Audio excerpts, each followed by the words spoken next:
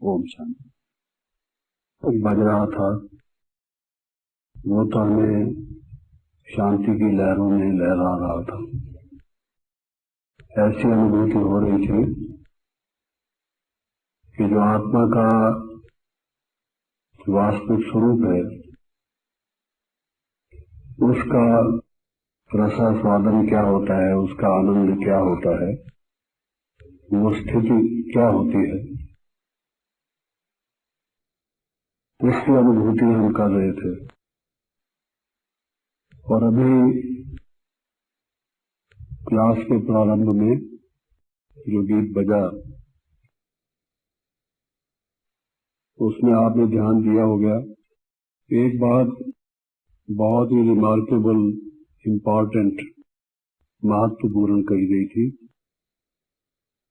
कि बिना साधना के सिद्धि नहीं होती। साधना के बिना सिद्धि नहीं है। कई वाक्य बहुत छोटे होते हैं, उनमें शब्द बहुत थोड़े होते हैं, लेकिन उनका महत्व बहुत होता है। उनको अगर समझ लिया जाए और उस पर आचरण किया जाए, व्यवहार में उन्हें लाया जाए, तो उससे प्राप्ति और उपलब्धि अपार होती है। साधना के बिना सिद्धि नहीं होगी, ये बात जानते तो हम हैं सभी, जब तो हम साधना करते भी हैं, लेकिन फिर भूल जाते हैं इस बात को कि साधना के बिना सिद्धि नहीं होगी। कई दफा हम ये समझने लग जाते हैं कि साधना के बिना सिद्धि नहीं होगी, तो साधन इकट्ठे करने लग जाते हैं। धन और साधन, ये दो चीजें इकट्ठी करने लग जाते हैं बजाय साधना के। जबकि बाबा ये कहते हैं कि जमा करो योग की कमाई, अपने खजाने भरपूर करो, लेकिन हम समझते हैं कि जब तक धन नहीं होगा, अनेक प्रकार की सर्विस नहीं होगी, बड़े बड़े केंद्र नहीं होंगे, फिर हमें सेवा का अवसर कहाँ से मिलेगा, हमारा सेंटर छोटा कहलाएगा और औरों की तुलना में हम छोटी मानी जाएंगी, इत्यादि इत्यादि जो विचारों का तांता चलता है, उससे फिर हमारा अटेंशन उस तरफ हो जाता है कि साधन हो और धन हो। बहुत से लोग कई दफा जो केंद्रों पर आते हैं वो हमारे बारे में, हमारे व्यवहार के बारे में आक्षेप भी करते हैं कि आपका जो ध्यान है वो धन और साधनों वालों की तरफ है। जो गरीब हैं, निर्धन हैं, बेचारे, उनकी तरफ आपका ध्यान कम है। अब उनका ये कहना ठीक है, ये गलत है, उसकी चर्चा हम नहीं कर रहे, लेकिन कहीं कहीं ऐसा होता तो है कि हम उधर ज्यादा ध्यान देने लग जाते हैं और साधना में हमारा ध्यान कम हो जाता है। और खास करके अब जब से इस ईश्वर विश्वविद्यालय की स्थापना हुई है, तब से ही बाबा ये कहते चले आ रहे हैं समय बहुत कम है। लेकिन तब जब कहा जाता था समय बहुत कम है, और उसके 10 साल बाद जब कहा जाता था समय बहुत कम है, उसके 30 साल बाद जब कहा जाता था समय बहुत कम है, और आज भी कहा जाता है समय बहुत कम है, बात क्या है? आखिर इसका अर्थ क्या है? अलग अलग प्रसंग में, अलग अलग परिस्थिति में एक ही शब्द का अर्थ बदलता रहता है। सदा किसी शब्द का एक अर्थ नहीं रहा। आप किसी भी शब्द को इसमें किसी शब्द का अर्थ देखेंगे तो हर एक शब्द अनेक अर्थक है, कई उसके अर्थ होते हैं। और खास करके जब कॉन्टेक्स्ट, प्रसंग बदल जाता है तो अर्थ तो बदल ही जाता है। लेकिन अब इस बात में तो कोई शक की बात नहीं कि ये समय बहुत ही कम है। एक समय था जब मैं पहले आया था, तब भी जब ये कहा जाता था समय बहुत कम है, तो मेरे कुछ प्रश्न थे, मैं कुछ इस विषय में पूछना चाहता था। तो मुझे कहा गया कि आप मम्मा के साथ बैठो। पहले कुछ बहनों के साथ बैठने के लिए और प्रश्न करने के लिए कहा गया। बाद में जब कुछ मैं उनके उत्तरों से संतुष्ट नहीं हुआ तो ये कहा गया, सुझाव दिया गया, बाबा ने भी कहा कि आप मम्मा से बैठो, ये ज्ञान ज्ञानेश्वरी है, सरस्वती मैया है, मुख्य रूप से इसको ज्ञान का कलश मिला है, माँ है, इसकी लोरी मीठी है, आप इनसे बात करो। मम्मा, इस बच्चे की बात को सुनना, ये क्या कहता है, आप इसको जवाब देना। तो मुझे याद है तब भी मैंने मम्मा से कहा था कि मम्मा, सारी सृष्टि कितनी बड़ी है, जरा जो दुनिया का नक्शा है उठा के हम देखें, जनसंख्या कितनी है। और जबकि हम ये कहते हैं कि परमात्मा जब यज्ञ रचता है तो सब बच्चों को आमंत्रण देता है। कोई भी बाप अपने घर में कोई उत्सव करे तो उसका फर्ज बनता है सब बच्चों को बुलाए कि बच्चे आओ। और उन दिनों बाबा ये कहते थे कि ये निमंत्रण सबको जाना है। इस ईश्वरी विश्वविद्यालय का निमंत्रण गाया हुआ है और कुछ ऐसे साक्षात्कार भी कराए गए थे कि कुछ लोग थे जिनको ये निमंत्रण मिला नहीं था और स्वयं भगवान को जाना पड़ा था उनको निमंत्रण देने के लिए किसी रूप में। ऐसा भी मुझे बताया गया था, मैंने उसकी डिटेल है, इसकी चर्चा इस समय नहीं करता। लेकिन भाव कहने का ये है कि मैंने उनसे कहा कि ऐसे साधन कहाँ हैं और इतने हम मुट्ठी भर लोग क्या कर सकते हैं जबकि इतनी हमारी अपोजिशन है और समय जो कम है। उस समय जो कम शब्द की जो व्याख्या की जाती थी, जो गणित में अंक उसके दिए जाते थे, फिगर्स दिए जाते थे, बहुत ही कम थे, अनबिलीवेबल जैसे लगते थे कि इतने थोड़े से समय में विश्व में संदेश मिल जाएगा अनेक भाषाओं में। तो उस समय भी कम था, अब भी कम है, लेकिन उस समय तो हम समझते थे कि कम तो है और ये समझ के ही चलना चाहिए कम है, और हर एक को अपने व्यक्तिगत समय का तो पता नहीं है, इसलिए हमको तो यही समझकर चलना चाहिए। लेकिन फिर भी विवेक ये कहता था कि ऐसा नहीं है कि कोई साल 2, 3 साल, 4 साल में ये सारी दुनिया को कोई संदेश मिल जाएगा और हम सब परम धाम को लौट जाएंगे। अपनी स्थितियों को देखते थे, संस्कारों को देखते थे, सर्वगुण संपन्न, 16 कला संपूर्ण इत्यादि की जो हमें देवी देवताओं के बारे में परिभाषा, उनकी व्याख्या दी जाती थी, उसको सुनकर भी जब अपने अंदर झांकते थे तो हम समझते थे इसमें मेहनत की जरूरत है और उसके लिए समय की जरूरत है। परंतु अब जब हम देखते हैं कि समय कम, बाबा कहते हैं, जबकि इतने वैज्ञानिक साधन बन गए हैं कि कितनी जल्दी से संसार में मैसेज जाता है, उसमें कोई ज्यादा लोगों की जरूरत नहीं है कि व्यक्ति अधिक हो जो जगह जगह खुद जाए चलकर और संदेश दें इत्यादि और बहुत सी बातें।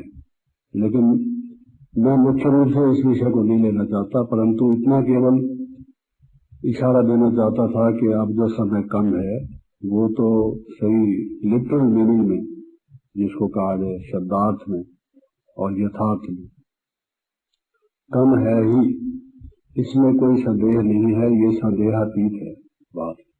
It is above any doubt, it is doubtlessly true.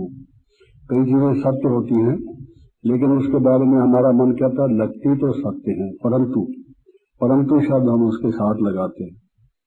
और कई ऐसी होती हैं जिसको हम कहते हैं ये तो निश्चित रूप से सत्य है, इसमें कोई संदेह की बात नहीं है। तो ये निस्संदेह सत्य है, इस बात को हम समझते हैं। उस बात को अगर आप मन में रखें कि समय बहुत कम है, नहीं बल्कि बहुत ही कम है, उसको अगर आप मान के चलें तो अभी कई मुल्लों में बाबा जो कुछ समय से कहते चले आ रहे हैं और अब उसको बार बार दोहरा रहे हैं कि एवर रेडी रहो, एवर रेडी। बच्चे अचानक सब कुछ होगा, ये दो शब्द अपने सामने रखिए, अचानक, जो अभी बाबा कहने लगे हैं बार बार, अचानक होगा और एवर रेडी रहो। एवर रेडी पहले की अव्यक्तवाणी आप उठा के देखें, तब भी बाबा कहते रहे कि एवर रेडी रहो, लेकिन अब तो बाबा खास बार बार हमें दोहरा के कहते हैं कई दफा कहते हैं ना, मैं कह रहा हूँ, बार बार कह रहा हूँ, कई दफा कह चुका हूँ, अब इसके बाद ये नहीं कहना कि हमने कहा नहीं। तो वैसी ही बात दोहराई जा रही है, ताकि हमें ये कहने का मौका ना हो कि हमें कहा नहीं गया, या कान खोलकर हमने सुना नहीं, हम जागे हुए नहीं थे, हमें जब कहा गया तो हम आधी नींद में थे। कोई व्यक्ति ऐसे होते हैं जो गाड़ी स्टेशन के नजदीक आती है, सोए पड़े होते हैं, उनको कहो स्टेशन आ गया है, वो आधी नींद में सुनते नहीं है। जब तक उनके ऊपर से कंबल खींचो नहीं, वो उठते नहीं। कईयों की नींद ऐसे आ जाती है कि अगर उनको उठा के निगम रोड घाट भी ले जाओ तो उनको पता नहीं होता कहाँ लेके जा रहे हैं। वो तो वहां जाकर जब देखते हैं कि राम नाम सत्य है की आवाज आ रही है ज्यादा जोर से और अग्नि धड़क रही है, तब वो उठते हैं कि पता नहीं अब इसके बाद तो बचेंगे नहीं।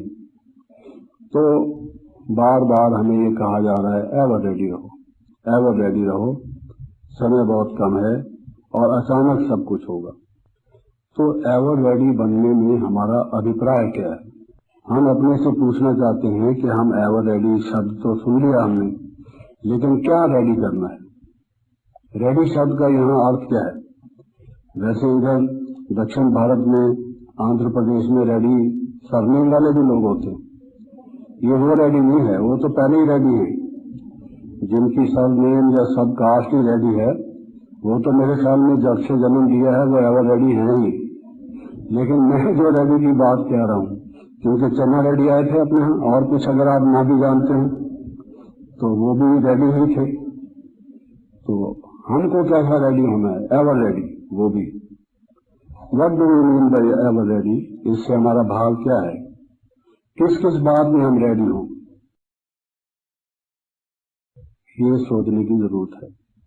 हम लोग सुनते अधिक हैं, मनन कम करते हैं, चिंतन कम करते हैं, उसकी गहराई में कम जाते हैं, और आचरण तो उससे भी ज्यादा कम करते हैं। इसलिए कहा गया है कि मनन, ज्ञान श्रवण के बाद मनन, मनन के बाद निधिध्यासन। निधिध्यासन का मतलब है उसकी गहराई में जाके उसको आचरण में लाओ। जब तक वो नहीं लाओगे तब तक वो ज्ञान जो है अपने जीवन में उतरेगा नहीं, पूरी रूप से धारणा में आएगा नहीं। तो किस किस बात में हमें एवर रेडी होना है, ये हमें समझने की जरूरत है।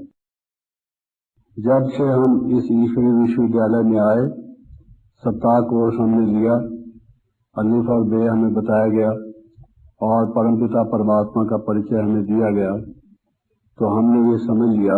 उसके बाद भी जो हम मुझे सुनते हैं, प्रतिदिन क्लास में आते हैं, कहते हैं कि ज्ञान तो हमें है ही, इस बारे में तो हम एवर रेडी हैं।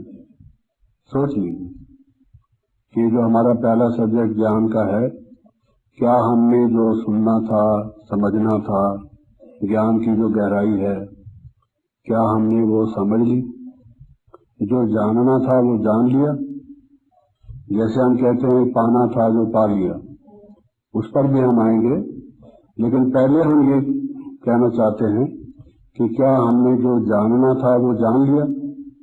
एवर रेडी होने के लिए पहली बात तो ये है कि क्या हमने जो जानना था वो जान लिया, यथार्थ रूप में जान लिया? सोचिए जरा, क्या हमने जो जानना था वो यथार्थ रूप में, जिसको कहते हैं इदम इत्थम, ये ऐसा ही है, द्वितीयो नास्ति, इसका दूसरा कोई बात नहीं है, ये बिल्कुल हूबहू ऐसे ही है। क्या इस रीत से हमने जान लिया? जिसको बाबा कहते हैं यही है, यही है, यही है, लोग ऐसा कहेंगे जब समय आएगा, तो क्या हमारी माइंड में भी ये बात इस ढंग से सेट हो गई कि यही है, यही है, यही है? और यही भी क्या है, जिस गहराई में जो शांति सागर की बात हम कह रहे थे, ज्ञान सागर में भी हम लहराए, ज्ञान को हमने पूरी रीत से समझ लिया। एक एक चीज को आप देखते जाइए एवर रेडी होने के लिए। एक पुस्तिका इसी ईश्वरीय विश्वविद्यालय की ओर से छपी हुई है, परमात्मा कौन है, परमात्मा कौन है और वो क्या करता है, क्या नहीं करता। होना तो यही चाहिए था क्या करता है इतना ही कह दिया जाए, लेकिन क्या नहीं करता भी बताना जरूरी था, क्योंकि बहुत से लोग ये कहते हैं कि परमात्मा स्थापना, पालना और संहार करते हैं, लेकिन उसका रूप वो और बताते हैं बिल्कुल, जो कि वो करता नहीं वास्तव में। तो इसलिए पूरे तरीके से बताने के लिए जरूरी था उसका परिचय देने के लिए कि वो क्या करता है, क्या नहीं करता। तो क्या हमने भी परमात्मा को उस रूप से पहचान लिया है? मैं ऐसा मानता हूं कि अगर हमने उस रूप से, उस रीत से पहचान लिया हो, तो हमारे जीवन में, हमारे सामने कोई, जिसको कहें कि पर्सनल जीवन में, व्यक्तिगत जीवन में कोई समस्या नहीं आ सकती, जिसको हम अपने इस ईश्वरीय विश्वविद्यालय की भाषा में कहते हैं कि मूझ नहीं हम सकते। There will never be any confusion in our mind. हमारा माइंड कभी कंफ्यूज नहीं होगा, क्योंकि ज्ञान प्रकाश है, वो संपूर्ण रूप से प्रकाश देता है। और मैं समझता हूं कि विश्व का कोई भी ऐसा विषय नहीं है जिस पर बाबा ने प्रकाश न डाला हो। हमारी जो सिद्धि हम प्राप्त करना चाहते हैं, उससे संबंधित जितने भी प्रश्न उपस्थित होते हैं, उस पर उसका हल बाबा ने ना बताया हो, कोई बात ऐसी नहीं है। उसका विस्तार, उसकी व्याख्या, उसकी गहराई, उसकी ऊंचाई तो बताई जा रही है, लेकिन बता तो दिया ही गया है। तो इसलिए क्या ज्ञान के जो उस भाव को हम समझते हैं, जब हम कहते हैं कि हम परमात्मा को समझते हैं, we know God, but do we know the mind of God? हमने परमात्मा को जाना, वो ज्योति बिंदु है, सर्वव्यापक नहीं है, वो परम धाम का वासी है, और इत्यादि इत्यादि। वो प्रजापिता ब्रह्मा के तन में संगम युग में आके धर्मग्लानि के समय धर्म की स्थापना, पुनः स्थापना करता है, इत्यादि। लेकिन परमात्मा के मन में क्या है? मैं आपके सामने बैठा हूं, आप कहेंगे हम जानते हैं ये जगदीश भाई है, लेकिन क्या आप जानते हैं इस समय मेरे मन में क्या है? आप कहेंगे वो हम नहीं जानते। ये जानते हैं ये जगदीश भाई है, कभी दिल्ली रहता है, कभी मधुबन आता है, घूमता भी रहता है, ये जगदीश भाई। लेकिन जगदीश भाई के मन में क्या है, ये जानते हैं? आप कहेंगे ये हम नहीं जानते। तो परमात्मा के मन में क्या है? What is the mind of God? What is in the mind of God? ये आप जानते हैं? इसको जानना भी बहुत जरूरी है। इसलिए हम आपको कहते हैं मर्यादाओं का पालन नहीं करते, हम अवज्ञा करते हैं, हम बाबा कहता है अभी भी भूलें करते रहते हैं। उसकी वजह यह है कि परमात्मा को तो हमने जान लिया है, परमात्मा के मन को हमने जाना नहीं है। उसका इरादा क्या है? What is the will of God? वो हमसे चाहता क्या है, हमको किस ढंग से रखना चाहता है, चलाना चाहता है। हमने अपना हैंडल उसके हाथ में अभी तक दिया नहीं है। अभी तक हम रिजल्ट हैं अपने आप में, और अभी तक हम पूरे रूप से ये नहीं जानते कि वह हमसे क्या कराना चाहता है। वो जो कहता है आप मेरे विशेष बच्चे हो, करोड़ों में से मैंने आपको चुना है, आप बहुत ही शिकी लगे हो, तो क्या चाहता है हमसे? वो हमारे प्रति उसकी क्या भावना है, उसकी एक्सपेक्टेशन क्या है, हम ये नहीं जानते। इसलिए हमसे गलतियां होती हैं और आपस में भी कहा सुनी होती है। हमारे व्यवहार में भी वो जो एक सात्विकता हो, जो नीति हो, धर्म नीति हो, नैतिकता जिसको कहा जाता है, नैतिकता तो बहुत लोग कहते हैं, लेकिन धर्म नीति हो, धर्मयुक्त हमारा चाल चलन हो, चालाकी, मक्कारी, धोखाबाजी, फरेब ना हो। कई लोग उसको युक्ति और चतुराई कहते हैं, लेकिन उसको गलत नाम दे देते हैं। सरल स्वभाव भी हो। तो ये सब बातें जो हैं वो इसलिए हम कर देते हैं गलत, सच नहीं बोलते। बड़े हमसे पूछते हैं, जो भगवान ने निमित्त बनाए हैं उनके आगे भी हम सच नहीं बोलते। वैसे ही हो गया जैसे कोर्ट में जाके वो एफिडेविट भरते हैं और बोलते हैं कि हम भगवान को हाजिर नाजिर जान के कहते हैं कि हम जो बोलेंगे सत्य बोलेंगे, और बोलते सारा ही झूठ है, आपको मालूम है। इसी तरीके से दादी जी कोई बात पूछे, बाबा ने उनको निमित्त बनाया हुआ है, वो जज है एक प्रकार से। दो बहनों का आपस में कोई तनाजा हो, कोई कहा सुनी हो, कोई आपस में मनमुटाव हो, वाद विवाद हो, तो दादी जी जब पूछती हैं सच सच बताओ भाई, हाँ दादी, मैं बिल्कुल सच कहती हूँ। आप बेशक किसी से पूछ लो, किसके सामने अभी तक अगर हम सत्य भी नहीं बोलते, हम क्या योगी हैं? योग कैसे लग सकता है? जिस व्यक्ति के आप नैतिक मूल्यों की बात करते हैं, क्या नैतिक मूल्य ठहरेंगे? अगर हमें मन में हमारे नैतिक बल इतना भी नहीं, मोरालिटी हमारी इतनी भी नहीं, हम डरे हुए हैं, क्या नुकसान हो जाएगा? कौन सी राजाई आप छिलवा बैठेंगे? कौन सा बिजनेस आपका करोड़ों का डूब जाएगा अगर आप सच बोलेंगे? बताइए। सच भी हम बोल नहीं सकते, मनुष्यों से डरते हैं, भगवान से नहीं डरते।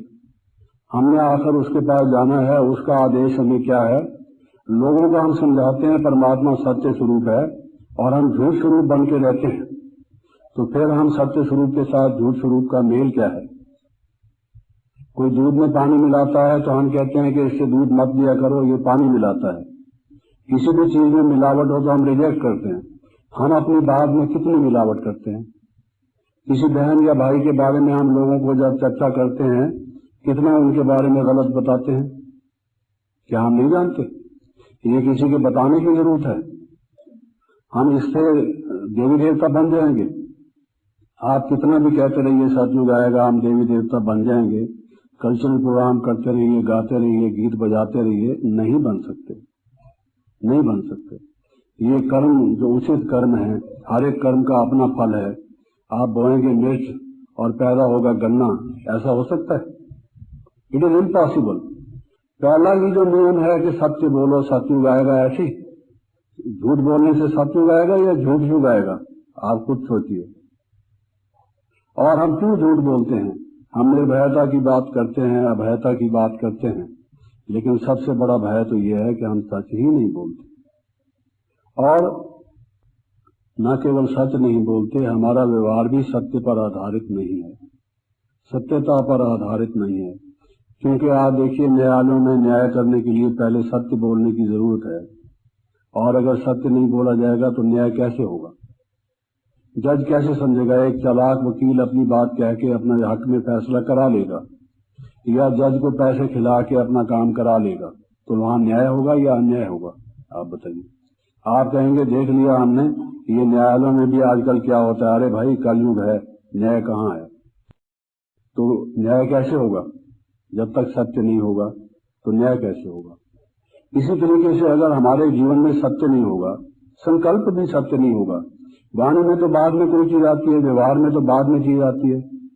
आप देखिए कि अगर सत्य नहीं होगा तो जिसके बारे में हम झूठ बोल रहे हैं, हमारा उससे कोई ईर्ष्या है, कोई घृणा है, उससे कोई द्वेष है, हम उसको बड़ों की निगाह में गिराना चाहते हैं, हम उस व्यक्ति का कोई बदला लेना चाहते हैं। ऐसे थोड़ी हम झूठ बोल देते हैं। झूठ बोलने से हमें कोई फायदा होता है, चाहे थोड़े से समय के लिए हो, लगे फायदा हो, फायदा तो नहीं होगा, होगा तो बेड़ा गर्क, नुकसान होगा। लेकिन अगर हम ये सोच के चल रहे हैं कि हमारा फायदा होगा, तो कुछ फायदा तो सोच रहे हैं, चाहे वो कम बुद्धि से, बाल बुद्धि से हम फायदा सोच रहे हैं, नुकसान हो। जैसे बच्चा कोई ब्लेड को उठा के समझता है खिलौना है और अपना हाथ काट बैठता है। हम अगर ऐसा समझकर सच बोलने की बात उनको, दूसरों को कहते हैं हम सच बोल रहे हैं, पूछ लीजिए किसी से, और हमारे जैसा झूठा कोई नहीं, सिवाय इसके कि बिजनेसमैन बिजनेस के लिए झूठ बोलता है, वकील जो है अपने मुवक्किल के लिए, क्लाइंट के लिए झूठ बोलता है, दूसरे लोग दूसरी बातों के कारण से झूठ बोलते हैं, हम अपने फायदे के लिए झूठ बोलते हैं। झूठ तो वही का वही है। तो परिवर्तन की बात जो हम कहते हैं, कहां से परिवर्तन होगा? परिवर्तन की पहली सीढ़ी पर हम चढ़े नहीं थे। अगर हमारे में इतनी भी मोरालिटी नहीं है कि सत्य स्वरूप भगवान से हमने संग जोड़ा है, और वो हमें हाजिर नाजिर की बात हम कहते थे, बाबा कहता है आप लोग जो क्लास कराते हैं, अभी भी बाबा ने मुरली में कहा, मैं सब सुनता हूँ, आप लोग जो भाषण करते हैं मैं सब सुनता हूँ।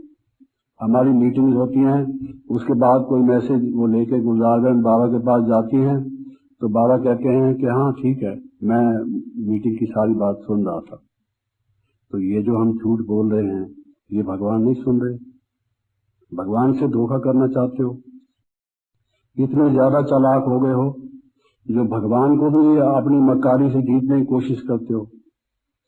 तो इसका मतलब क्या हुआ कि परमात्मा को क्या हमने समझा है? Do we know God? And do we know the mind of God? परमात्मा क्या चाहता है हमसे? हमने समझा इस चीज को? उसका परिणाम क्या होगा कि ज्ञान में आने के बाद बाबा कहता है 100 गुना दंड मिलेगा और भी ज्यादा मिलेगा। जो ज्ञानवान नहीं है, हम कहते हैं हम परमात्मा को मानते हैं, हम आस्तिक हैं, यानी परमात्मा को मानते हैं। दुनिया वाले तो नास्तिक हैं। और अगर परमात्मा को मानते भी हैं, वो तो भक्ति मार्गीय हैं, जानते तो है नहीं, बिना जानते मानते हैं। हम तो जानकर मानते हैं, परमात्मा को मानते हैं।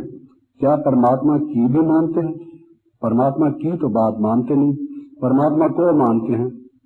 किसी ने कहा जी हम गीता को मानते हैं, उसने कहा गीता को तो मानते हो, लेकिन गीता की मानते हो? गीता में लिखा हुआ है काम क्रोध लोग नरक के द्वार हैं, तुम गीता की बात मानते हो? ऐसे ही गीता को मानते हैं, गीता को मानने का क्या भाव है? तो परमात्मा को जो हम कहते हैं कि हमने जाना है, हम पहले ही ये टेस्ट स्टोन हमारे पास जो पारखी है या जो पारसमणि है, जिसके आधार पर कसौटी पर हम कस के देखें कि क्या हमने परमात्मा को जाना है। कहते हैं action speak louder than words. हमारे एक्शंस क्या बोलते हैं? हम बोलते रहें जो कुछ भी, चालाकी से दूसरे को जताते रहें, लेकिन हमारे एक्शन से क्या प्रतीत होता है कि क्या हमने परमात्मा को जाना है? कितने लोग ऐसे हैं? फिर उसमें से 8 क्यों निकलते हैं? आप सोचिए। और हम कहते हैं सच्चे के साथ सच्चा होके चलो। अगर हम सच्चे के साथ सच्चे नहीं हैं, बहुत दफा हम कहते हैं नीयत साफ तो मुराद हासिल। अगर हमारी नीयत ही खराब है, आप लगा लीजिए, लोग कितना भी लगा लेंगे, घंटों भर आप भट्टी रख लीजिए, 1 हफ्ते का आप प्रोग्राम रख लीजिए, सुबह शाम लाल बत्ती करके बेशक योग लगाते रहिए, फिर वापस आ जाएंगे उसी बात पर। कोल्हू के बैल की तरह से जहां से शुरू हुए थे वहां वापस आ जाएंगे। तो कारण क्या होगा कि अगर हमारी नीयत ही साफ नहीं होगी, अगर हमारी नीयत साफ हो तो और कुछ करने की जरूरत नहीं, कुछ भी करने की जरूरत नहीं। बाबा ने ये प्रभु के महावाक्य हैं, भगवान के महावाक्य हैं, बच्चे नीयत साफ होगी तो मुराद हासिल होगी। मोहब्बत करोगे तो मेहनत की आवश्यकता नहीं पड़ेगी। ये मानते हैं हम बाबा की बात? हम तो नहीं मानते। हम समझते हैं अरे भाई चालाकी नहीं करोगे तो खा जाएंगे लोग तुम्हें। इस दुनिया में रहना आसान बात नहीं है। This is struggle for existence, survival of the fittest. ये तो जो अधिक कश्मकश में घुस करेगा वही बचेगा, बाकी तो सब हड़प हो जाएंगे। हम तो वो जो डार्विन की बताई हुई नीति है या जो अज्ञानियों की जिसको हम कंडेम करते हैं, उन्हीं की नीति पर चलते हैं। जबकि भगवान ने हमें नीति ये सिखाई है कि तुम्हें कुछ करने की जरूरत नहीं। पहले मुरलियां चलती थी और एक उन दिनों फिल्म आई थी मैं चुप रहूंगी, और दूसरी एक फिल्म आई थी अनपढ़। तो साकार बाबा ने उस पर मुरली चलाई थी कि मैं चुप रहूंगी और अनपढ़ बनूंगी, जो सारा पढ़ा लिखा है बुला दो। और बाबा कहते थे और कुछ नहीं कर सकते, इतना ही कर लो, तुम्हारे कल्याण की जिम्मेदारी मेरे ऊपर है। अरे हमें क्या चिंता है जब हमारी जिम्मेदारी वो लेता है और वो कहता है आप नीयत साफ रखो, मुराद आपकी हासिल होगी, ये मैं जिम्मेदार हूं। फिर भी हम नहीं मानते, तो फिर क्या उसका नतीजा निकलेगा?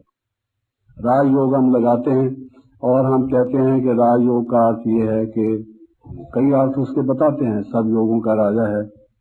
और राजा लोग जो द्वापर युग में बिजी रहते थे अपने प्रशासन के कार्य में, शासन के कार्य में, तो वो भी उस व्यस्तता के जीवन में भी इसका अभ्यास कर सकते थे, इत्यादि इत्यादि। ये सहज योग है, कई तरह से उसकी व्याख्या करते हैं, लेकिन बाबा ने उसका एक खास, जो कहीं भी इसके अर्थ नहीं है, एक नया दृष्टिकोण हमें दिया इस योग के बारे में कि ये राजा रानी बनाने वाला योग है, ये राजा रानी बनाने वाला योग है। तो अगर ये राजयोग का अभ्यास करोगे तो राजा रानी बनोगे, ये बाबा ने कहा। तो फिर हमें क्या चिंता है? हम तो ये समझते हैं कि हमें यही राज मिल जाए, जो हमारा सेंटर हो वो राजमहल के बराबर हो, ताजमहल ना हो तो राजमहल तो हो। करते हैं आप देखिए, एक कोई सेंटर बनाता है, दूसरा उससे बढ़िया सेंटर बनाता है। एक जगह आप देखें सेंटर पर लोग जाते हैं, उनके देखने के तरीके से आप समझ जाएंगे ये क्या देख रहे हैं, सेंटर को नहीं देख रहे। वो सेंटर में सोफास कैसे हैं उसको देख रहे हैं, सेंटर में कुर्सियां कैसी हैं उसको देख रहे हैं। They are not looking at the centre. Centre में वातावरण कैसा है, दिव्यता कैसी है, रूहानियत कैसी है, वो नहीं। यहाँ पर्दे कैसे लगे हुए हैं, ये कहाँ से, कितने के आए, ये कारपेट कहाँ से लिया, ये कितने में आया। आप देखिए, आपके पास भी लोग आते होंगे, कई जगह जाते हैं, तो आमतौर से उनको यही धुन लगी रहती है कि हमारे यहाँ भी बढ़िया से बढ़िया चीज हो, सेंटर अच्छे से अच्छा देखने में आए। तो बाबा ने हमें क्या कहा हुआ है? तो जो बाबा की माइंड की बात है, मन की बात है, क्या हमने उसको जाना है? और जनरल रूप में तो बाबा की वाणियां ही बाबा के मन को प्रकट करती हैं। स्पीच जो है वो मनुष्य के मन की अभिव्यक्ति है, उसके जो थॉट्स हैं, उसकी बुद्धि में जो विचार हैं, उसका जो मंथन चिंतन है, जो हमारी वाणी होती है, वो उसको अनुवाद में लाती है, उसको भाषा में अभिव्यक्त करती है। तो बाबा की जितनी मुरलियां हैं वो बाबा के मन में क्या है वो उसको बताते हैं। तो वो एक तरफ की बात है, वो तो जनरल है। जनरल में तो बाबा ने बता दिया है कि बाबा के मन में क्या है, उनको कैसे बच्चे चाहिए, साफ नीयत वाले, मोहब्बत वाले, और इस तरह के जो मैंने बताया ये सब बातें। लेकिन साथ साथ जो बाबा का हमारे प्रति मन में क्या है, इंडिविजुअल। जनरल में सबके लिए बाबा बताता है, आप अपने में रूहानी शक्ति भरो, आप ये करो, आप वो करो, जनरल इंस्ट्रक्शन। हम कहते हैं world in general, Indian in particular. कोई चीज होती है सब सर्व सामान्य के लिए, सबके लिए। कोई चीज होती है किसी व्यक्ति के लिए। अब आपके लिए भी सब डायरेक्शंस हो सकती हैं, वो मेरे पर भी लागू होगी। कुछ मर्यादाएं, कुछ नियम, हमारे विकास के कुछ साधन, हमारी जो अंदर की योग्यताएं हैं, उनके विकास के लिए जो विधि विधान सबके लिए बाबा बताते हैं। लेकिन खुद मेरे लिए, पर्सनली फॉर मी, आप कहते हैं मेरे बाबा, एक याद रखो, मेरे बाबा मेरे लिए क्या कहते हैं? माई क्वेश्चन इज दिस, मेरे बाबा सबके लिए जो कहते हैं वो तो मैंने मुरली में पढ़ा। क्या जीवन भर में जब भगवान हमें मिला तो हमें ये भी जानने का मौका नहीं मिला कि भगवान मेरे प्रति क्या कहते हैं? अरे आत्मा को जीवन भर में, सारे कल्प में यही तो मौका मिला कि जब भगवान से बात कर सके वो, और भगवान उससे बात कर सके। और ये मौका भी हमारे हाथ से निकल गया तो सब कुछ लुटा के होश में आए तो क्या हुआ, उसका क्या फायदा? If we have not attend this, अगर कभी हमारी भगवान से बातचीत ही नहीं हुई, दूर से सलाम होता है ऐसे जैसे वो व्यक्ति वहां खड़ा हो और हम यहाँ खड़े हो, बस। मिले थे, हाँ मधुबन में मिले थे, वो हॉल के एंड में जा रहे थे, मैं हॉल में प्रवेश कर रहा था, टाटा किया था या बाय बाय किया था या सलाम किया था, दुआ सलाम हुई थी, दैट्स ऑल। मनोमिलन जिसको कहा जाए, उस प्रीतम से, उस साजन से, साजन के संबंध को जोड़ना चाहते हैं, लेकिन वो साजन की बात क्या होती है, साजन सजनी से प्यार कैसे करता है, सजनी के साजन के प्रति भाव और उदार क्या है, मित्र के मित्र के साथ, छोटे बच्चे भी बाजार में जा रहे हैं, आपस में खेलते हैं इकट्ठे, सहपाठी हैं, एक दूसरे के गले में हाथ डाले हुए आपने देखा होगा, या हाथ पकड़ा हुआ एक दूसरे के, बटुक महाराज चल रहे हैं बात करते हुए, और ऐसे बात करते हैं, तुम्हें पता है मेरे पापा ने कार ली है, आधे पैसे उन्होंने खर्च किए, आधे जो हमारी मम्मी है उनके पिताजी ने दिए। ये होल थिंग, और सारा अपने दोस्त को बताता है, कितनी घनिष्ठता से वो बात करता है, जो कुछ इंतजार में रहता है शाम को जब मिलेगा तो उसको ये मैं बात करूंगा, उससे वार्तालाप होगी। परमात्मा हमारा सखा है, स्वामी है, टीचर है, सदगुरु है। बहुत दफा ये विषय निकाला जाता है कि उसके साथ सब संबंध कैसे जोड़ें, सब संबंध कैसे जोड़ें और फिर उसका ये अनुभव कैसे करें। ये अगर हमारा हुआ नहीं है तो हमारे जीवन का, वो कहते हैं ना भाई, वो नाव में जा रहे थे तो उसने वैज्ञानिक से पूछा, भाई तू ये जानता है? वैज्ञानिक ने पहले पूछा, फिर मैथमेटिशियन ने पूछा, फिर फलां ने पूछा। जब वो भवन में नाव आई तो उसने कहा कि आप तैरना जानते हैं? तो बोला जी तैरना तो नहीं जानते। उसने कहा तुम्हारा तो सारा ही जीवन गया। तो ऐसे ही अगर हम भगवान के बने, परमात्मा को हमने प्राप्त किया, परमात्मा को तो प्राप्त किया, परमात्मा से क्या प्राप्त किया, वो बताइए, उससे क्या प्राप्त आपने किया? वो जो सबको जनरल में मिलेगा राजभाग, वो तो मिलेगा। ये जो 9,16,108 हैं, मैं समझता हूँ जो राजयोग का अभ्यास करते हैं, थोड़ा भी क्या करते हैं, वो राजा रानी तो बनेंगे ही, चाहे वो द्वापर युग में बने, चाहे कल युग के शुरू में बने, चाहे त्रेता के अंत में बने। लेकिन वो बच्चे ऐसे तो नहीं होंगे कि भगवान उनको कुछ देगा नहीं, ऐसा नहीं है। जब वो भगवान के बने हैं, उनको दिल खोलकर कुछ तो मिलेगा, काफी मिलेगा, उनको भरपूर करेगा। जब कोई राजा से कोई चीज किसी को प्राप्त होती है तो इसको 10 एकड़ जमीन दे दो, इसको 200 हाथी दे दो, 500 घोड़े दे दो, 400 सर्वेंट्स दे दो, इसको 2 शहरों का राज दे दो। राजा कोई छोटी चीज थोड़ी देता है, किसी को देता है। तो हम जब राजयोग का अभ्यास कर रहे हैं, बाबा के बने हैं, वो बेहद का मालिक है, तो हम सब लोगों को कुछ नहीं मिलेगा ऐसा तो नहीं है, मिलेगा। उसकी चिंता करने की क्या जरूरत है? हम तो अभी की चिंता करने में लग गए हैं। वो तो सबको मिलेगा, लेकिन अभी जो भगवान हमको दे रहे हैं, जो अनमोल खजाने हैं, जो फिर किसी कल्प के किसी भी समय में मिलेंगे नहीं, क्या वो हमको प्राप्त हो रहे हैं? एवरडी ऐसे कैसे हो जाएंगे अगर हमने कई चीजें प्राप्त की नहीं है?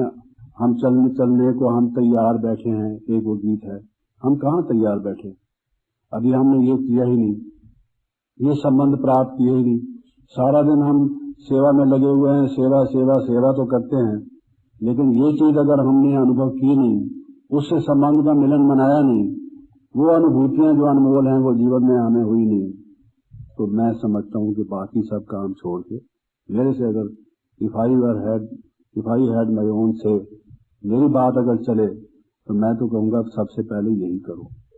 आप आ गए भगवान से मिलने के लिए, क्योंकि बहुत जगह हम सेंटरों पर जाते हैं तो जिज्ञासु लोग कहते हैं कि हमें योग की अनुभूति नहीं है। हम समझते हैं ज्ञान को अगर हमें समझाना हो, हम किसी को भी कन्विंस कर सकते हैं, हमें काफी स्पष्ट मालूम है, लेकिन इसकी अनुभूति नहीं है। लेकिन उसका कनेक्शन भी योग से है, ज्ञान से है। ज्ञान से हम पूरी तरह से समझते नहीं। और उसमें मैंने आपको ये बताया कि परमात्मा का हमारे लिए क्या है, व्हाट फॉर मी, मुझे मेरे लिए बताइए इंडिविजुअली। क्या आपकी कभी बात हुई भगवान से? कभी बात हुई? उसने जन्म लिया, उसकी गोद ली, मेरे बाबा कहा, और बाबा कहते हैं मेरे बाबा कह दिया, तो बाबा कहता है मेरे बच्चे। जब आपने कह दिया मेरे बाबा और बाबा ने कह दिया मेरे बच्चे, मेरे बच्चे, वो मिलेगा आपको, इससे तो आप निश्चिंत रहिए। लेकिन उस मेरे से अनुभव क्या करने का है, अनुभव क्या करने का, ये सब अगर हमने नहीं किया, I think it is no use, हमने वो कुछ प्राप्त नहीं किया। और उसमें मैं कह रहा था कि एवर रेडी में एक एक सब्जेक्ट को अगर हम लेते रहें, तो ज्ञान में उसको हमने जाना, उसका हमारे प्रति क्या है, उसको जानने की विधि क्या है। अच्छा, बात कैसे करें? कई दफा हम कई लोगों से कहते हैं आप जाके दादी से बात करो ना, कहते हैं हमें दादी से बात क्या करें, कैसे करें, दादी से बात कैसे की जाती, हमें आता नहीं, हम कभी मिले नहीं। मुझे बाबा ने कहा कि इसको ध्यान में भेजो, साकार बाबा ने कहा, और ये बच्चा जाएगा बहुत अच्छा देख के आएगा, कई मैसेजेस देगा और काफी यज्ञ की सेवा विशेष रूप से हो जाएगी, इसको ध्यान में भेजो। अब हाथी को उड़ाने की कोशिश की बाबा इतना भारी भरकम व्यक्ति, आपको मालूम है गणपति की तो तोंद भी बहुत बड़ी दिखाती, तो उसको उठा के कौन ले जाए इतना ऊंचा। अब बाबा ने कह दिया, और मुझे काफी अच्छे अनुभव होते थे, मुझे ऐसे लगता था कि मैं ध्यान में जा सकता हूँ। ऐसे अनुभव होते थे जैसे ध्यान में जाने वाले को अनुभव होते हैं। मुझे ऐसा महसूस होता था कि थोड़ा सा कुछ और इसमें है, वो गुंजाइश, उसको अगर मैं समझ जाऊं तो मैं जा सकता हूँ। तो एक दफा बाबा ने क्या किया, संदेशी बहन भी शायद बैठी होंगी भुवनेश्वर वाली, तो बाबा ने इसको कहा कि बच्ची, बाबा ने अपने कमरे में बुलाया, तो बाबा की जो चारपाई है उस पर बाबा ने मुझे लिटाया, लिटा के एक तरफ मुझे लिटाया, एक तरफ दादी जी को लिटाया, और संदेशी बहन को फर्श पर लिटाया, और उनको कहा कि इन दोनों बच्चों को मैंने भेजना है बाबा के पास, तो बाबा को कहो, बाबा रेकमेंड करता है इन दोनों बच्चों को बुला लो। चलो, लगता था कि आ जाने वाले वापस आएंगे या नहीं वो पता नहीं, लेकिन जाने वाले तो हैं। तो खुशी की बात थी, बाबा ने रेकमेंड किया है, स्वयं जो मुरब्बी बच्चा है शिव बाबा का, जिसके तन में आके वो करते हैं, बाबा कहता है मैं उसका टेनेंट हूँ, तो लैंडलॉर्ड जिसका इतना घर यूज करता है कुछ तो उसकी मानेगा। तो हमने सोचा आज लॉटरी मिलेगी, भगवान के घर जाएंगे।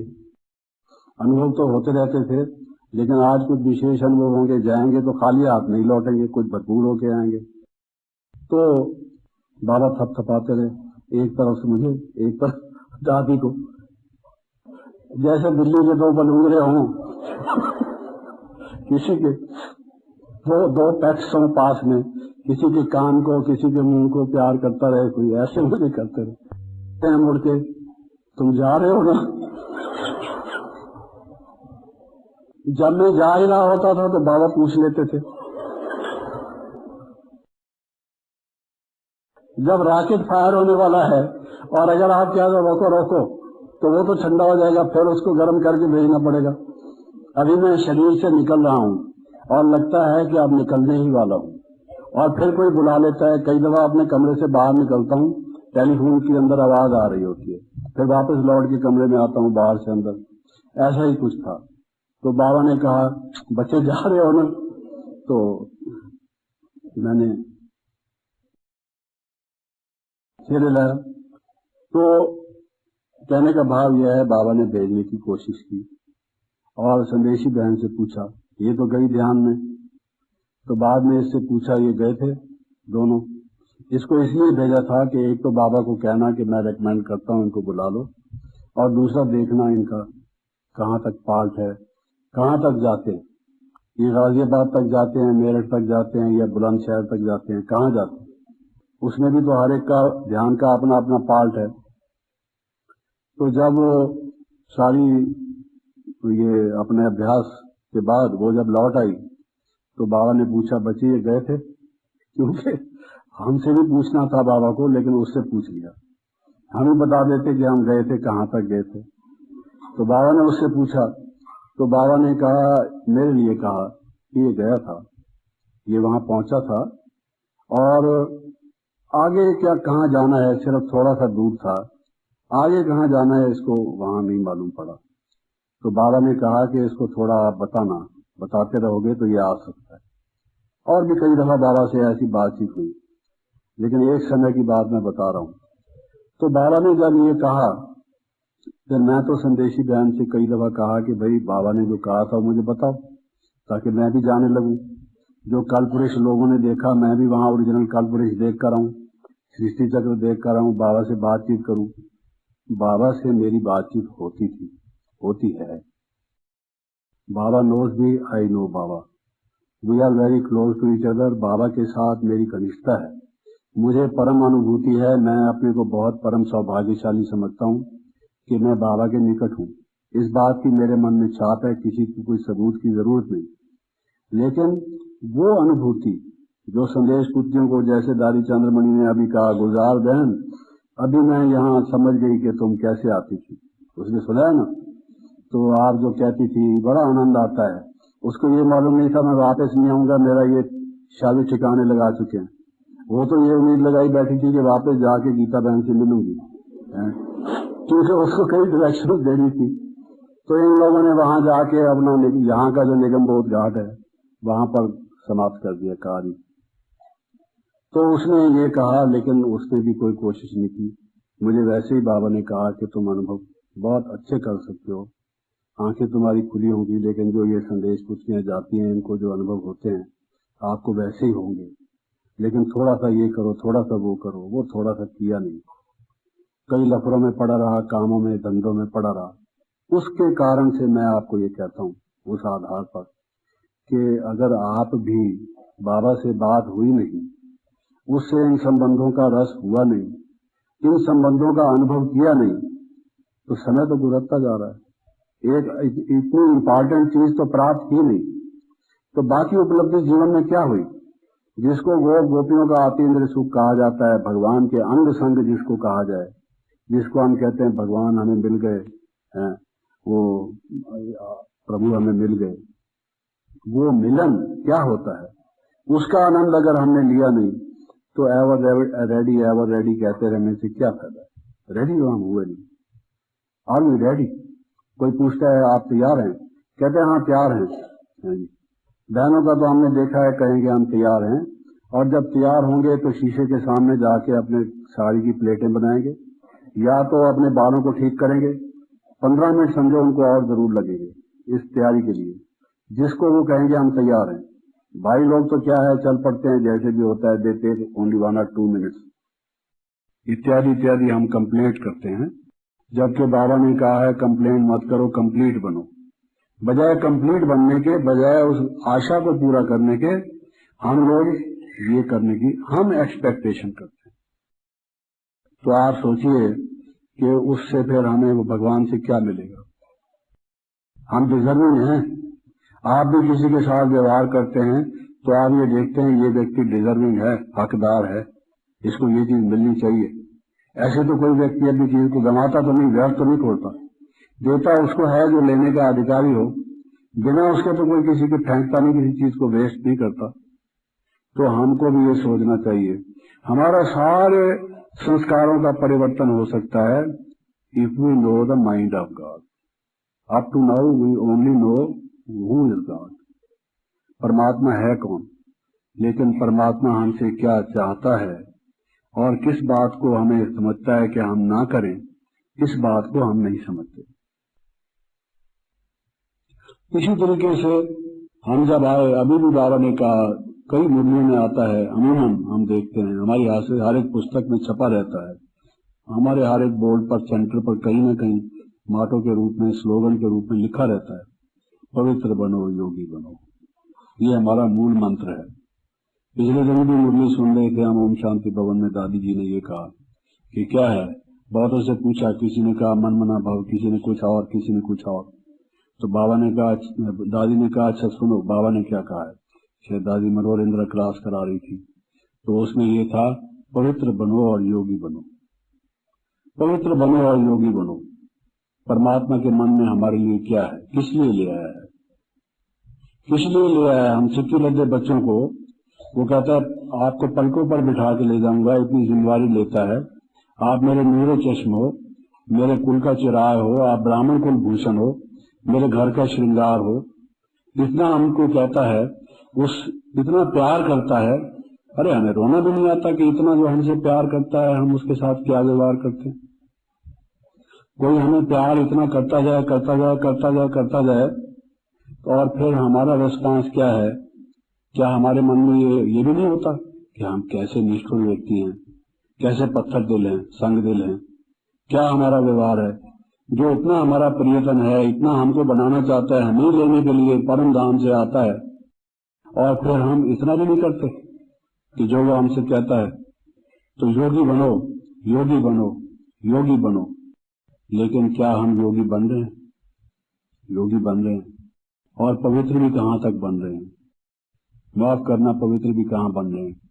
बाबा ने अभी कहा कितने परसेंट, 75% या क्या इस सब्जेक्ट में, लेकिन जो पवित्रता का स्टैंडर्ड बाबा ने बताया हुआ है, जो पवित्रता की परिभाषा बाबा ने की हुई है, पवित्रता शब्द का जो एक विस्तृत अर्थ है जिसको हमने मन में ख्याल में रखना है, उस पॉइंट ऑफ व्यू से आप देखें तो फिर आप सोचें कि जिसको पहले बाबा कहते हैं ये सच्ची कोडली है, ये बच्चा बहुत ही पवित्र है, बहुत खींचता है, बहुत खींचता है। और बाबा कहते हैं पवित्रता भी काफी समय से चली आए, ये नहीं आज पवित्र हैं कल फिर लुढ़क गए, परसों फिर कुछ और गए। तो वो अगर हमको ख्याल में नहीं है, हम उस स्टैंडर्ड को नहीं हम करते, तो हमने भगवान के मन को क्या जाना और उसके बात को जीवन में क्या हमने पालन किया। और मैं ये कह रहा था कि हम जो बात करना चाहें, कौन है ऐसा व्यक्ति जो ये सोच कहेगा कि मैं भगवान से बात नहीं करना चाहती? कोई है? और भगवान से बात भी सजनी साधन के रूप में, सखा सखी के रूप में, मित्र मित्र के रूप में, बंधु बांधव के रूप में, या पिता पुत्र के रूप में, या माता पुत्र के रूप में, या विविध संबंध में हम बात नहीं करना चाहते, मिलना नहीं चाहते। कई चीजें होती हैं जिसकी कोई एक्सेप्शन होती है, कहते हैं हर एक नियम के कुछ अपवाद होते हैं. Every rule has an exception, at least 1 or 2. Except this provided that, ये होता है उसके साथ लिखा हुआ. लाज में भी यही लिखा होता है. लेकिन इसका तो कोई अपवाद हो नहीं सकता. आए किस लिए हम, इसीलिए तो आए. इसमें तो कोई एक्सेप्शन है नहीं जो ये कहेगा नहीं हम ऐसा नहीं करना चाहते. लेकिन क्या आप ये जानते हैं परमात्मा से बात कैसे हम कर सकते हैं, उससे मिलन हम कैसे मना सकते हैं, उसका अनुभव हम इन विशेष अलग संबंधों का कैसे कर सकते हैं, मैं ये जानना चाहता हूँ. जितने लोग, जितने बहनें यहाँ बैठे हैं जो ये समझते हैं कि हाँ हम समझते हैं, हमारी बातचीत होती रहती है बाबा से, बाबा भी हमसे बात करता है, हम भी बाबा से बात करते हैं, बाबा हमसे मिलता है, हम बाबा से मिलते हैं, हम मिले ही पड़े हैं. जो ऐसा कहते हैं वो जरा हाथ उठाएं. देखिए ऐसा नहीं कि भाई अगर हम नहीं उठाएंगे तो कहेंगे भाई ये भी इसको कोई अनुभव नहीं, ऐसा नहीं. मैंने पहले सच्चाई के बारे में कहा, सच्चे मन से. तो आप देखिए कि इस चीज की कितनी आवश्यकता है, इस बात की कितनी आवश्यकता है, अभ्यास की. इस तरह से योग की बहुत सी स्थितियां हैं. कल भी मैं वहां विदेश के बहन भाइयों की क्लास करा रहा था. कर्मातीत स्टेज क्या है, योग की बिंदु रूप की स्टेज क्या है, कब वो अनुभव करेंगे, एवरेडी कैसे हो गए. अगर उसका अनुभव नहीं किया, आत्मा का ओरिजिनल स्वरूप क्या है, लाइट है, माइट है, हम ये अनुभव करते रहे, अभ्यास कमेंट्री करते रहे, आत्मा ज्योति स्वरूप हूं, मैं बिंदु रूप हूं. लेकिन वो बिंदु रूप और ज्योति स्वरूप बन के वो लाइट और माइट का अनुभव उसमें टिक जाऊं पूरी तरह से, ऐसा नहीं. कहने का लाने की बात नहीं. गाइडेड, जिसको कहते हैं guided meditation, not guided meditation, may be sometime it is misguided meditation. लेकिन वो जो गाइडेड या मिसगाइडेड मैं क्यों कहता हूँ, कई दफा हम शरीर में बीज को फिर ले आते हैं. आप कई मेडिटेशन की कमेंट्रीज देखें, उसमें शरीर का जिक्र है. मैं भ्रिकुटी में रहूं आत्मा. अब इसमें भ्रिकुटी की क्या जरूरत है, ये जानना जरूरी है. आप बताइए, कोई बाल पेन लेके पहले निशान लगा लीजिए अगर भ्रिकुटी में रहती है तो. जरा फुट्टा लेके स्केल बिल्कुल एग्जैक्ट इधर से और इधर से माप के बिल्कुल एग्जैक्ट सेंटर क्या होता है, डिवाइडर लेके उसको मिला क्या यहाँ रहती है, फिर उसको कहने की जरूरत नहीं. आप कह रहे हैं मैं आत्मा हूं, फिर शरीर कहां से आ गया. जनभाई भी मुझसे कि मैं भ्रिकुटी में रहती हूँ, तरह से पूछा है किसी ने. We are not asking you कि भाई कहां रहती हूँ. तो फिर शरीर को बीच में लाने की क्या जरूरत है. मैं ये शरीर नहीं हूँ, ये कहने की जरूरत क्या है, मैं ये शरीर नहीं हूँ. मैं जब आत्मा हूँ तो स्पष्ट है कि मैं शरीर नहीं हूँ. फिर ये बात कहने की जरूरत क्या है. कल को आप कहने लगोगे मैं आंख नहीं, मैं कान नहीं, मैं नाक नहीं, शरीर में ये सब होता है. फिर तो आपको मालूम है जो संध्या करते हैं, जो आर्य समाज के लोग या सनातन धर्मी, आपको मालूम है वो एक एक अंग का नाम लेते हैं. जीवेम शरदा शतम, शृणुयाम शरदा शतम, पश्येम शरदा शतम. इस प्रकार से शृणुयाम शरदा शतम, हे प्रभु मैं 100 साल तक सुनूं. तो हमारे बहने भाई तो 60-70 साल में मुश्किल हो गया, वो ऐसे बोलते हैं पश्येम शरदा शतम, मैं 100 साल तक देख सकूं. जीवेम शरदा शतम, मैं 100 साल तक जीऊं, इत्यादि इत्यादि. एक एक का बैठ के ये संध्या है. अरे सारा टाइम तो तुम बाली कॉन्शियस हो. मेरी टांग भी ठीक हो, मेरे पांव भी ठीक हो, पांव का अंगूठा भी ठीक हो, पांव की अंगुली भी ठीक हो. अगर तुम यही संध्या करोगे तो हमारा नमस्कार है जी. सारा ही दिन शरीर की बात. जैसे डॉक्टर के पास जाओ, कहेगा जबान निकालो, अच्छा गला खोलो, अच्छा तुम्हें आज ये क्या हुआ, वो क्या हुआ, पेट ठीक है, ये वगैरह वगैरह सारी स्टोर बातें पूछता है. हमको आश्चर्य होता है कि एक डॉक्टर योगी कैसे हो सकता है. जब एक एक पुर्जा कल पुर्जा खोल के देखता है आदमी का और वो आत्मा आत्मा समझता है. आश्चर्य की बात होती है. एक एक अंग प्रत्यंग की बात करते हैं सारा दिन भर. इसलिए लोग हमसे पूछते हैं आपके इंस्टीट्यूशन में वकील आते हैं. हाँ जी बहुत आते हैं, हमारा तो ज्यूरिस्प्रूडेंस है, वो सच बोलते हैं। हाँ सच ही बोलते हैं, हम समझते हैं। हमने कोर्ट में जाके देखा तो नहीं है। कहते हैं कि हमें उन वकीलों से मिला दीजिए जो सच बोलते हैं। जब हम वकीलों से पूछते हैं, कहते हैं कि भाई जबान ही एक ऐसी चीज है जिसमें हड्डी नहीं होती, इधर बोल रही है इधर बोल रही। तो इसलिए वकील लोग तो जबान का काम करते हैं, उसमें हड्डी तो है नहीं, चाहे इधर बोल लो चाहे उधर बोल लो, हम पक्ष में बोल लो या विपक्ष में बोल लो। तो पढ़ा था गाइडेड मेडिटेशन या मिसगाइडेड मेडिटेशन, ये शरीर की बात नहीं, जब हम अशरीरी बनने लगे हैं।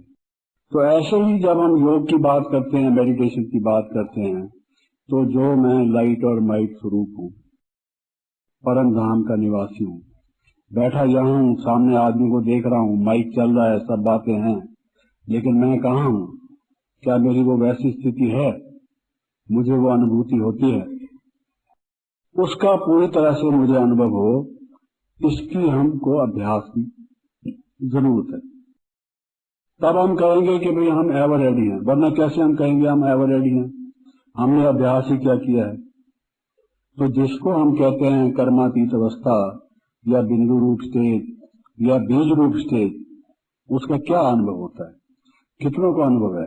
जरा वो हाथ उठाएं जिनको बीज रूप या बिंदु रूप स्टेज का और कर्मातीत स्टेज का अनुभव है, वो हाथ उठाएं।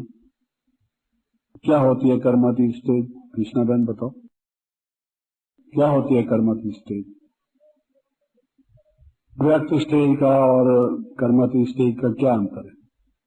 इसकी डिटेल है, कभी फिर इस टॉपिक को बहने लेंगी या हम लेंगे, लेकिन कहने का भाव ये है कि ऐसे अगर हमने अनुभव नहीं किए, सिर्फ मुरलियों में हमने सुना है या लोगों को हम बताते हैं, हम विवेक से तो समझते हैं कि क्या होता है, बिंदु रूप स्टेज क्या होती है, समझ में आती है बात, लेकिन केवल समझ में आने की बात नहीं, बात अनुभव की है, जिससे हमारे सारे संस्कार पुराने धुल जाए, आत्मा स्वच्छ हो जाए, निर्मल हो जाए, उसका जो रूप है वो निखरित हो जाए और जो वास्तविक अनुभव है वो हों, और एकदम हमारे जीवन में प्रकृति जो परिवर्तन की जो प्रक्रिया है वो शीघ्र हो जाए, जिसमें परिवर्तन हमारा ठीक रीत से आ जाए। वो अगर हमने अनुभव नहीं किया तो हम कैसे आगे बढ़ेंगे? तो मैं ये आज ये क्लास नहीं, मैं कोई क्लास के हिसाब से विचार से करा रहा, ये तो एक प्रकार से जैसे कई दफा कहते हैं आओ हम बातें करें, ये बातें आपसे कर रहा हूँ विविध रूप से, कि जो बाबा ने हमेशा कई दफा कहा है कि एवर रेडी रहें, तो एवर रेडी में ये कई बातें और हैं जिसमें हमें ये सोचना चाहिए कि क्या हमारे संस्कार बदले हैं, क्या हमारा व्यवहार बदला है, क्या ज्ञान की जो गहराई है वो हमने समझी है, क्या योग की जो विविध स्टेजेस हैं उन स्टेजेस की हमने अनुभूतियां की हैं, क्या बाबा के साथ जो संबंध हमारे होने चाहिए उन संबंधों को हमने जोड़ा है, उनका अनुभव हमने किया है, इत्यादि इत्यादि। मुख्य रूप से ये 6-7 बातें जो मैंने आपको बताई। फिर कहता हूँ, क्या ज्ञान रूप की जो गहराई है, जो ज्ञान का पूरी तरह से जो बाबा हमसे चाहते हैं, जो बाबा के मन में है हमारे प्रति, या जो धारणाओं की कनेक्शन में या वैसे, वो हमने पूरा समझा है और उसको हम करते हैं। ज्ञान की कोई बात ऐसी तो नहीं जिसको हमने पूरा नहीं समझा, अगर समझा है तो क्यों नहीं हमारे व्यवहार में अंतर आता? तो क्या ज्ञान को पूरी गहराई में पूरे निश्चयात्मक रूप से, क्योंकि बाबा कहते हैं निश्चय वाला निश्चिंत होगा, निश्चय वाले की विजय होगी, और निश्चय तब होता है जब हम पूरा समझ जाते हैं, और अगर हमने समझा है तो निश्चय होगा, निश्चय है तो निश्चिंत होंगे, और साथ साथ हमारी विजय होगी, हमें कार्य में सफलता होगी, ये उसका प्रूफ होगा। तो और फिर ये जैसे मैंने कहा कि क्या बाबा हमारे से क्या उम्मीद रखते हैं, जो हमने कहा बाबा जहां बिठाओ, जो हमसे चाहो, जो कराओ, क्या ऐसी स्टेज हमारी है? भगवान की एक इच्छा भी नहीं हम पूरी कर सकते, जो हमने वायदा किया है वो कहते हैं जो वायदा किया है निभाना पड़ेगा। क्या वो हम वायदा भी नहीं निभा सकते? जो सबके सामने हमने वायदा सच्चे मन से उस सत्य स्वरूप से किया है, क्या वो हम वायदा नहीं निभा सकते? तो फिर हम कंप्लेंट क्यों करते हैं, बजाय इसके कि हम उसकी इच्छा को, उसकी उम्मीद को पूरा करें। इसी तरह से क्या हमारे संस्कार परिवर्तित हुए हैं? कौन कौन से संस्कार हैं ऐसे जो अभी मिट नहीं रहे, जा नहीं रहे, उनको कैसे ठीक करें, ये बहुत जरूरी है। कौन कौन से सद्गुण ऐसे हैं जो अभी तक हमने पूरे आए नहीं? सर्वगुण संपन्न हमने बनना है। एवर रेडी का मतलब तो तब होगा ना जब हम पहले वो सब गुण हमें धारण हो। तो कभी अपने मन को टटोलने की जरूरत है कि कौन कौन से गुण ऐसे हैं जो अभी तक हमारे जीवन में जिनका विकास हुआ नहीं। कभी कभी तो होते हैं, कभी वो नहीं होते, मर्द हो जाते हैं या बिक जाते हैं। कई दफा तो ऐसा लगता है ये संस्कार अब हमें नहीं है, खराब पुराना संस्कार, फिर देखते हैं कि फिर आ जाता है। तो ये क्या हमारे मिटे हैं? ऐसे ही योग की जो विशेष अनुभूतियां हैं, बिंदु रूप की स्टेज है, बीज रूप की स्टेज है, कर्मातीत अवस्था है, लाइट और माइट की पावरफुल स्टेज है, परिष्ठा की स्टेज है, ये सब स्टेजेस हम जब चाहें, जैसे स्विच ऑन करें तो लाइट हो जाती है, स्विच ऑफ करें तो लाइट खत्म हो जाती है। हम जब चाहें, बाबा कहता है जब चाहें हम ब्रह्मपुरी, विष्णुपुरी, शंकरपुरी या शिवपुरी, परम धाम, ऐसे ही जो स्टेज हम चाहें उस स्टेज में हम चले जाएं। बाबा कहते हैं जैसे कोई ड्रिल करता है और वो कैसे करना है, जैसे डायरेक्शन मिलती है वैसे कर लेता है, उसके बॉडी में लचक होती है। ऐसे ही क्या हमारा मन इस प्रकार से हो गया है कि हम जिस स्टेज में प्राप्त करना चाहें, जहां जाना चाहें, उस स्टेज में हम जा सकते हैं? ये बातें सोचने की हैं, तब हम कहेंगे कि हम एवर रेडी हैं। सिर्फ सुन के हम खुश हों, मैं तो समझता हूं कि ये खुश होने की बात नहीं है, बल्कि ये हमें सोचने की बात है। जिसको बाबा कहते हैं बच्चे चिंता तो नहीं, लेकिन जिसको ओना कहते हैं सिंधी भाषा में, ओना फुरना, यानी सूक्ष्म रूप में एक सात्विक चिंता प्रकार से समझ लो कि हमें इस बात की थोड़ी फिक्र हो कि हमें कितना कुछ करना है और समय कितना कम है और टाइम हम वेस्ट कितना करते हैं, अभ्यास हमारा कैसा होना चाहिए। जीवन की जो परम उपलब्धियां हैं उनको हम प्राप्त करते नहीं और छोटी छोटी बातों में, बच्चों के खिलौनों में हम लगे हुए हैं, लफड़ों में हम लगे हुए हैं, तेरी मेरी में हम पड़े हुए हैं, दिन काट रहे हैं और अंदर हमारे कुछ स्ट्रगल, कश्मकश चल रही है, मन स्थिर अवस्था उसकी है नहीं। फिर योगी बनो का क्या, कुछ भी अर्थ नहीं होता। तो ये एवर रेडी बनने के लिए जरूरी है। अभी 5-7 मिनट हम इसलिए और रखना चाहते हैं कि आप में से किसी को इसके विषय में कुछ प्रश्न करना हो तो 1-2 प्रश्न कर सकते। नीचे माइक तो नहीं है शायद, तो यहाँ नजदीक आके कोई है, यहाँ नजदीक आ जाए। किसी को हमारा ये जो जीवन है, जब सेंटर्स पर हम रहते हैं, जिज्ञासु के संपर्क में आते हैं, या हमारे साथ जो बहने भाई सेंटरों पर रहते हैं उनके संबंध में जब हम आते हैं तो कई बातें ऐसी हमारे सामने समस्या के रूप में आती हैं और वो कई प्रश्न हमारे सामने उपस्थित होते हैं। तो मैंने बहनों को कुछ वो लिख कर दिए थे कि ऐसा हो तो, ऐसा हो तो, ऐसा हो तो।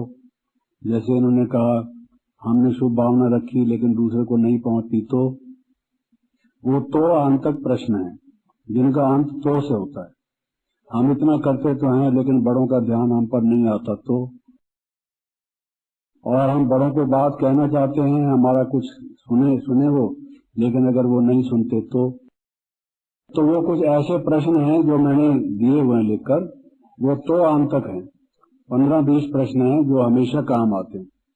भाई ईश्वर के घर हम आए हैं, हमने तो समझा था न्याय होगा, लेकिन यहाँ पर कोई किसी की पार्शियलिटी से उसके साथ पास खातरी करता है, हमारे साथ नहीं होता। अगर न्याय ना हो तो ये तो वाले क्वेश्चन हैं कि भाई हम क्या समझे, जो हमने उसको कहा लेकिन उसको पहुंचा नहीं, हमने ठीक एक्सप्लेन किया, वो समझा नहीं, अगर वो ना समझे तो ये तो वाले हैं। तो मैंने उनसे ये निवेदन किया था कि ये प्रश्नों का रात को जो 9:45 से 9:45 का समय है उसमें करें, क्योंकि ये जब तक ठीक नहीं होंगे तो हमारे मन को योग में पूरी तरह से लगने में थोड़ा रास्ते में एक रुकावट आएगी। अब देखिए वो तो करते हैं या नहीं करते, वो बात एक अलग रही। लेकिन ये जो सामने अभी प्रश्न उपस्थित हुआ है कि सिंपल तरीका क्या है, कहने के लिए तो बहुत सा विस्तार है, वो हमने सुनते रहते हैं। सिंपल तरीका क्या है? सिंपल तरीका ये है कि हम योग की इंटेंसिटी को और उसकी फ्रीक्वेंसी को बढ़ाएं। यानी निरंतर योग हम नहीं लगा सकते। मैं किसी को कहूं कि निरंतर योगी बन जाओ, बनते बनते बनेगा वो, एक दिन में मेरे कहने से बन नहीं जाएगा। लेकिन उसकी फ्रीक्वेंसी को बढ़ाए, दिन भर में अधिक से अधिक बार बार योग का अभ्यास करें। उसको मैं कहता हूं कि फ्रीक्वेंसी को बढ़ाए और ये फ्रीक्वेंट हो योग। दूसरा, उसकी इंटेंसिटी को बढ़ाए। योग की जो डिग्री है, जो उसकी ज्वाला है, जो उसकी चमक दमक है, उसकी पावर है, उसको बढ़ाए। जब तक हमारा योग का सब्जेक्ट मजबूत नहीं होगा तो योग के बाद फिर प्रयोग नहीं होगा। योग का प्रयोग के साथ कनेक्शन है। योग स्वतः ही प्रयोग में आता है। बाबा ने तो कहा है उसका प्रयोग करो, वो आप ध्यान में रखो तो करो, वो भी अच्छा है। लेकिन वो खुद ब खुद भी प्रयोग होने लग जाता है। जो हमारी स्थिति है वो हमारी दृष्टि, वृत्ति, कृति में आती ही है स्वाभाविक रूप से। तो बहुत सारी बातें जो नहीं बना पहुंची शुभ भावना हमारी, वो जब रेज लेजर की तरह से स्ट्रांग होंगी वो पहुंचेंगी। फिर हम उसको कर्मों का हिसाब समझें या क्या समझें, उस हर एक व्यक्ति की बात अलग अलग होती है।